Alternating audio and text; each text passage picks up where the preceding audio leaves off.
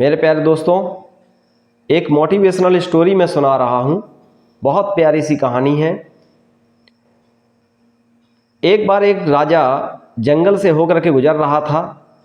रास्ते में डाकुओं का इलाका पड़ता था।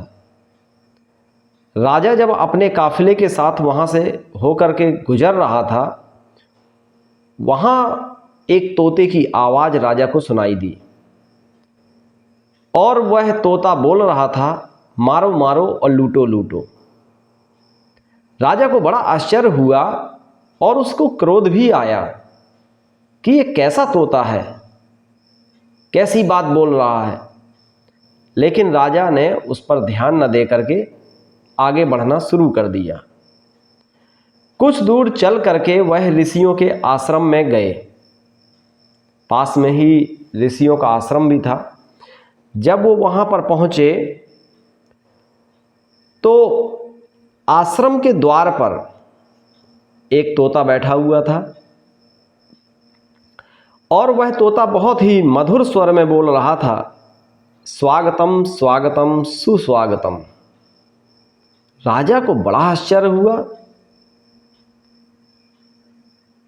कि एक वो तोता था जो डाकुओं के इलाके में मिला था, वह बोल रहा था मारो मारो लूटो लूटो, और एक तोता ये है जो ऋषियों के आश्रम में है, जो कह रहा है कि स्वागतम सुस्वागतम।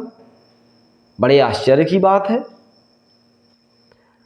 तोते की जैसे ही आवाज़ ऋषि ने सुनी, स्वागतम सुस्वागतम, तो ऋषिवर बाहर आ गए आश्रम के।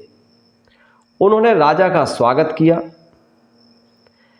और राजा का स्वागत करने के बाद थोड़ी देर बैठने के बाद राजा ने ऋषिवर से एक प्रश्न किया कि महाराज, मेरे मन में एक प्रश्न है, वो मैं आपसे पूछना चाहता हूँ। ऋषिवर ने कहा, पूछिए पूछिए राजा साहब।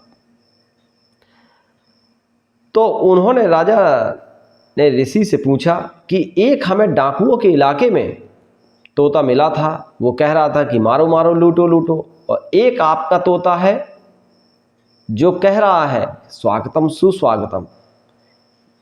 ये कैसे इतना अंतर आ सकता है, जबकि दोनों तोते हैं, दोनों ही दो तोते प्रजाति के हैं, दोनों पक्षी एक हैं।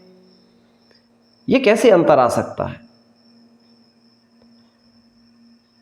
और ऋषि ने कहा कि बात कुछ नहीं है राजन, बात सिर्फ दोष इन तोतों का नहीं है, इनके पालन पोषण करने वालों का दोष है।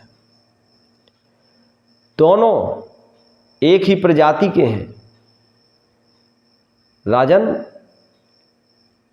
जो डाकुओं के पास था वो उनके स्वभाव आचार विचार से वो प्रभावित होता है, और जो यहाँ आप देख रहे हैं ये ऋषिजनों के प्रभाव से प्रेरित होता है।